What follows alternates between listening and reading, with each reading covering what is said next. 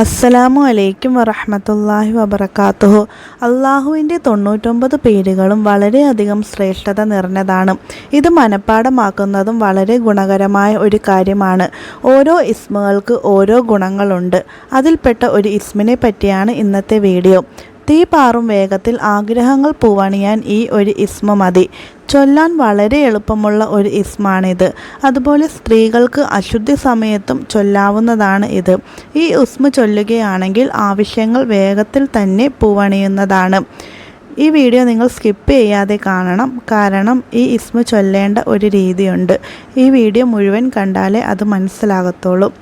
അള്ളാഹുവിൻ്റെ ശ്രേഷ്ഠമായ ഒരു ഇസ്മായ യാ സ്വമദ് യാ അള്ളാ, ആരെയും ആശ്രയിക്കാത്തവൻ എന്ന് അർത്ഥം വരുന്ന ഇസ്മ നമ്മൾ ചൊല്ലേണ്ട രീതി ഖുർആനിലെ 112 സൂറത്തായ സൂറത്തുൽ ഇഖ്ലാസിലെ 2ാമത്തെ ആയത്ത് അല്ലാഹു സ്വമദ്.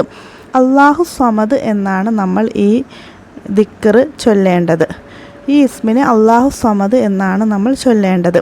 അല്ലാഹു സ്വമദ്, അല്ലാഹു സ്വമദ് എന്ന് 1000 തവണ ചൊല്ലണം. നമ്മൾ എന്താഗ്രഹമാണോ മനസ്സിൽ കരുതുന്നത് ആ ആഗ്രഹത്തെ നിയത്താക്കിക്കൊണ്ട് 1000 തവണ ഈ ഇസ്മ ചൊല്ലണം. അല്ലാഹു സ്വമദ് എന്ന് ചൊല്ലുന്നതിന് തൊട്ടു മുൻപും ചൊല്ലിക്കഴിഞ്ഞും നബി സല്ലല്ലാഹു അലൈഹി വസല്ലമയുടെ പേരിൽ ഒരു സ്വലാത്ത് ചൊല്ലുന്നത് ഉത്തമമായ ഒരു കാര്യമാണ്.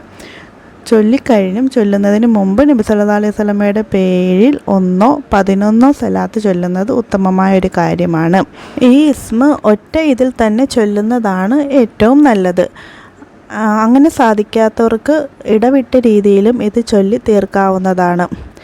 ചൊല്ലുമ്പോൾ പ്രത്യേകം ശ്രദ്ധിക്കേണ്ട കാര്യം, തെറ്റുകൂടാതെ വേണം ഇസ്മിനെ ചൊല്ലാൻ വേണ്ടി. അത് പ്രത്യേകം ശ്രദ്ധിക്കേണ്ട ഒരു കാര്യമാണ്. നിങ്ങൾ ഈ ചാനൽ ആദ്യമായി കാണുന്നവരാണെങ്കിൽ ഒന്ന് സബ്സ്ക്രൈബ് ചെയ്ത് ലൈക്ക് ചെയ്ത് ഷെയർ ചെയ്യണേ.